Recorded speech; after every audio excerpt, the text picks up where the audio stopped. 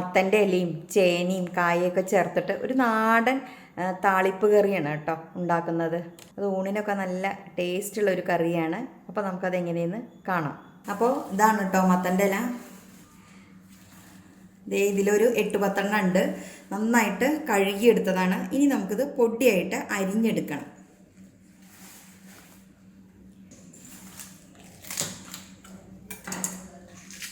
ഇത് നമുക്ക് വേണ്ട കേട്ടോ. ഇനി പൊടിയായിട്ട് അരിഞ്ഞെടുക്കാം. ഈ സമയത്ത് ഒരുപാട് മത്തൻ്റെ ഇലയും കുമ്പളത്തിൻ്റെ ഇലയൊക്കെ കിട്ടുന്ന ഒരു സമയമാണല്ലോ. അപ്പോൾ നാടൻ കറികളൊക്കെ ഇഷ്ടമാവുന്നവർക്ക് ഒത്തിരി ഇഷ്ടമാവും കേട്ടോ.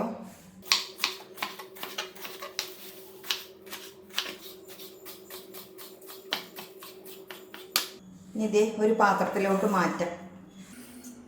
ഇതിപ്പോൾ അത്യാവശ്യം വലിയ ഇല തന്നെ കേട്ടോ, നമ്മളൊരു 10 എടുത്തിട്ടുള്ളത്. അടുത്തത് നമുക്ക് ഒരു പച്ച നേന്ത്രക്കായ എടുത്തിട്ടുണ്ട്, തോല് കളഞ്ഞിട്ട് എടുത്തതാണ്. ചെറിയൊരു കഷ്ണം ചേന എടുത്തിട്ടുണ്ട് കേട്ടോ, ഏകദേശം ഒരു 150 ഗ്രാമോളം കാണും. അതുപോലെ ഒരു മീഡിയം സൈസ് കായയാണ് ഇവിടെ എടുത്തിരിക്കുന്നത്. ഇത് രണ്ടും നമുക്ക് ചെറുതായിട്ട് സ്ക്വയറായിട്ട് കട്ട് ചെയ്തെടുക്കാം.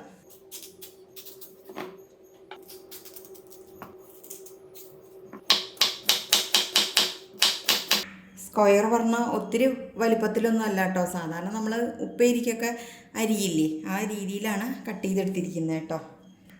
ഇതിനി രണ്ടും നമുക്ക് കുക്കറിലിട്ടിട്ട് നന്നായിട്ട് വേവിച്ചെടുക്കണം. വളരെ ചെറിയൊരളവിലെടുത്താൽ മതി കായയും ചേനയൊക്കെ. ഇതും അതുപോലെ ചെറുതായിട്ട് അരിയും.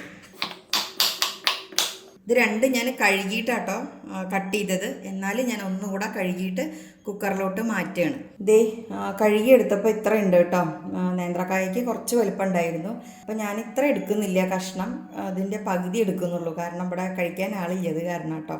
അപ്പോൾ ഇന്ന് കുറച്ച് ഞാൻ മാറ്റി വയ്ക്കുകയാണ്, മെഴുക്ക് പുരട്ടിക്ക് എടുക്കാമല്ലോ.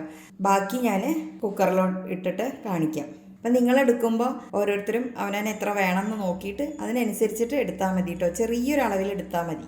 ഇതിൻ്റെ പകുതി ഇട്ട് കൊടുക്കാം. ഇത്രയും മതി. ഇനി നമ്മൾ ഈ ചേനയ്ക്കും കായ്ക്കും വേണ്ട ഉപ്പ് ഇതിലോട്ട് ചേർക്കാം.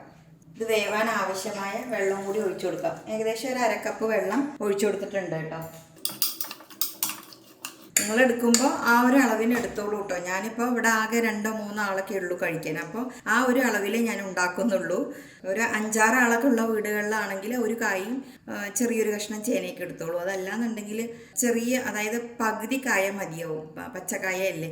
അപ്പോൾ ഇതിനി അടച്ചു വെച്ചിട്ട് ഏകദേശം ഒരു 3-4 വിസിൽ കൊണ്ട് ഇത് നന്നായിട്ട് വേവും.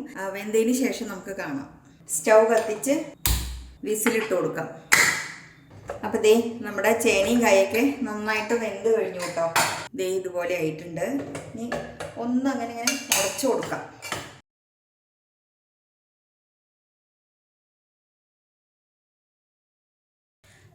ഇതുപോലെ ആക്കി എടുത്തിട്ടുണ്ട് കേട്ടോ. എങ്കിലാണ് ആ കറി കഴിക്കുമ്പോൾ ടേസ്റ്റ് ഉണ്ടാവുള്ളൂ.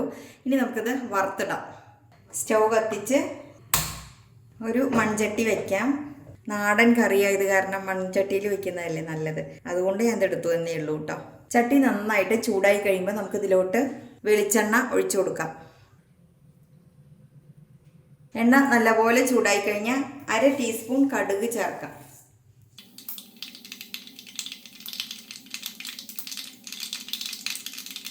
കടുക് പൊട്ടി കഴിയുമ്പോൾ നമുക്കൊരു വറ്റൽമുളക് പൊട്ടിച്ചിട്ട് കൊടുക്കാം. ഒന്ന് മൂത്ത് കഴിയുമ്പോൾ ഇതിലോട്ട് ഒരു 5 വെളുത്തുള്ളി ചെറുതായിട്ട് അരിഞ്ഞത് ചേർക്കാം. എരിവിന് ആവശ്യത്തിനുള്ള പച്ചമുളക് ചേർക്കാം. ഞാനിപ്പോൾ 2 എടുത്തിട്ടുള്ളൂ. ഒന്ന് ഇളക്കി കൊടുക്കാം. വെളുത്തുള്ളി ഒന്ന് മൂത്ത് കഴിയുമ്പോൾ ഒരു 5-8 ചെറിയ ഉള്ളി ചേർത്ത് കൊടുക്കാം. ചെറിയ ഉള്ളിയാണ് കേട്ടോ കറിക്ക് ടേസ്റ്റ് കൂട്ടാം, നാടൻ കറിയല്ലേ. ഇപ്പം അതില്ലെങ്കിൽ ഒരു മീഡിയം സൈസ് സവാള എടുത്താലും മതിയാവും. ഇനി നന്നായിട്ടൊന്ന് ഇളക്കി കൊടുക്കാം. ഉള്ളിയും വെളുത്തുള്ളിയൊക്കെ നല്ലപോലെ മൂത്ത് വരണം കേട്ടോ. നല്ല ടേസ്റ്റ് ഉള്ള ഒരു കറിയാണ് കേട്ടോ ഇത്. അപ്പം എല്ലാവരും ഈ സമയത്താണെങ്കിൽ എല്ലാ വീടുകളിലും ഉണ്ടാവൂലേ മത്തൻ്റെ ഇലയും കുമ്പളത്തിൻ്റെ ഇലയൊക്കെ. അപ്പോൾ മത്തൻ്റെ ഇല കിട്ടുകയാണെങ്കിൽ ഇതുപോലെ ചെയ്ത് നോക്കണേ. ഇലക്കറികളൊക്കെ നമ്മൾ ഒരുപാട് ചെയ്തിട്ടുണ്ട്, മുന്നേ കുറേ വീഡിയോസിൽ ചെയ്തിട്ടുണ്ട്. കാണാത്തവരുണ്ടെങ്കിൽ പ്ലേലിസ്റ്റിൽ പോയിട്ട് നാടൻ കറികൾ എന്ന് അടിച്ചു കൊടുത്താൽ കാണാൻ പറ്റും കേട്ടോ. അപ്പോൾ ഞാൻ നേരത്തെ പറഞ്ഞല്ലോ കായയുടെയും ചേനയുടെയും അളവ് അതല്ല കേട്ടോ, ഞാൻ ഡിസ്ക്രിപ്ഷൻ ബോക്സിൽ കൊടുക്കുക. അതിൻ്റെ നേർ പകുതിയുടെ അളവേ ഞാൻ കൊടുക്കുള്ളൂ, കാരണം ഞാൻ നേർ പകുതിയെ ഉണ്ടാക്കാൻ എടുത്തിട്ടുള്ളൂ കേട്ടോ. ആദ്യം പറഞ്ഞപ്പോൾ ഞാൻ അങ്ങനെ കാണിച്ചു, പക്ഷേ അത്ര വേണ്ടാന്ന് പറഞ്ഞല്ലോ. അപ്പോൾ ഡിസ്ക്രിപ്ഷൻ ബോക്സിൽ ഇപ്പം ഞാൻ ഉണ്ടാക്കുന്ന ഒരളവ് മാത്രമാണ് എഴുതിയിടുന്നുള്ളൂ. ഇതിലൊക്കെ നേരിയ വ്യത്യാസമൊക്കെ അങ്ങോട്ടും ഇങ്ങോട്ടും ഒക്കെ ആവാം കേട്ടോ. കായ കൂടി അല്ലെങ്കിൽ ചേന കൂടി എന്ന് വെച്ചിട്ട് കറിക്ക് കുഴപ്പമൊന്നും ഉണ്ടാവില്ല. മത്തൻ്റെ ഇല ചേർക്കുക, ഇതേ മെത്തേഡിൽ ഉണ്ടാക്കിയാൽ മതി. അപ്പോൾ അതേ ചെറിയ ഉള്ളിയും വെളുത്തുള്ളിയും പച്ചമുളകൊക്കെ മൂത്ത് കഴിഞ്ഞു. ഇനി ഇതിലിപ്പോൾ മഞ്ഞപ്പൊടി ഞാൻ ചേർക്കുന്നില്ല, ചേർക്കേണ്ടവർക്ക് ചേർക്കാം കേട്ടോ. ഇത് നാടൻ താളിപ്പ് കറി ആയത് കാരണം നമ്മളിതിൽ മഞ്ഞപ്പൊടി ചേർക്കുന്നില്ല. ഈ വേവിച്ച് വെച്ചിരിക്കുന്ന കായും ചേനയും ചേർത്ത് കൊടുക്കാം.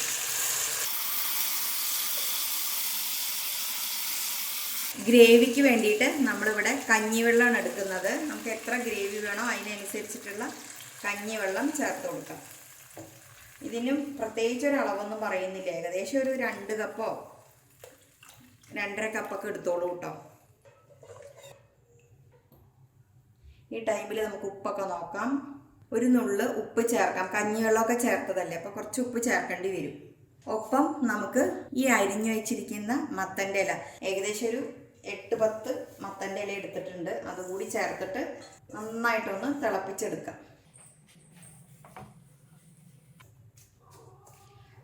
കുറച്ചുകൂടി കഞ്ഞിവെള്ളം ഒഴിക്കാം കേട്ടോ. ഗ്രേവി എത്ര കണ്ട് വേണം നോക്കിയിട്ട് ഈ കഞ്ഞിവെള്ളം ചേർക്കാം കേട്ടോ. ഈ കഞ്ഞിവെള്ളത്തിലാണ് ഇത് തിളപ്പിക്കേണ്ടത്, അപ്പോഴാണ് ഈ കറിക്ക് ടേസ്റ്റ് കൂടുതൽ.